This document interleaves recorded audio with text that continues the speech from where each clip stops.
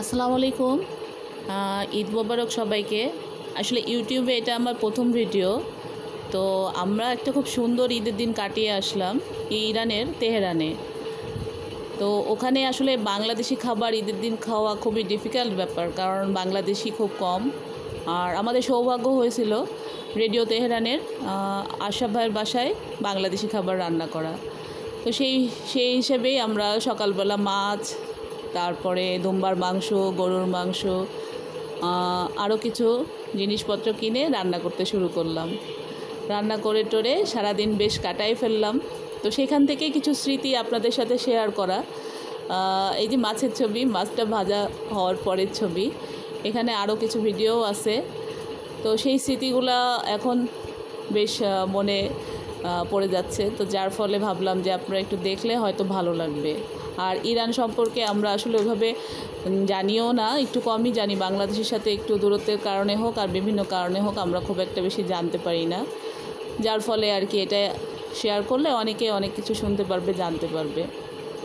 তো এই খাবারগুলো রান্না করার পর আমরা খেলাম, আমরা 5 জন। তারপরে বিকেলে আমরা আবার একটু রেলওয়ে স্টেশনে গেছিলাম। ঈদের আগের দিন রাতেও আমরা বেশ ঘোরাঘুরি করছি, ছবি তুলছি, তারপরে ড্রিঙ্কস খাইছি। বাচ্চারা ছিল সাথে, আমার হাজব্যান্ড ছিল, আশরাফ ভাই ছিল, সবাই মিলে আমরা অনেক আনন্দ করছি। তারপরে এই রাতের দিকে বেশ ঠান্ডা বাতাস হচ্ছিল।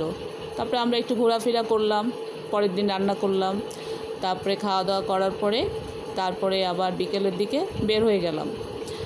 তো আশেপাশে সব জায়গায় একটু অন্যরকম, যথেষ্ট পরিষ্কার, এত ক্লিন, চিন্তাই করা যায় না। একটা টিস্যুও কোথাও পড়ে নেই। আর সবাই ওই যে গার্বেজ ওখানেই ফেলে, কাজে আমরা তো দেশে এগুলো কিচ্ছু মেনটেন করি না। তো সব মিলেই আর কি ভালোই কাটলো। আর যেহেতু বাংলাদেশি মানুষ কম, আমরা কয়েকজন, সেহেতু ওইভাবেই আর কি দিনটা কেটে গেল। এবং সময়গুলো যে এত দ্রুত গেল, আজকে 2 দিন চলে যাওয়ার পরেও মনে হচ্ছে যে এই তো অনেক আগের কথা, কিন্তু আসলে কেটে গেছে মাঝখানে 2টা দিন মাত্র।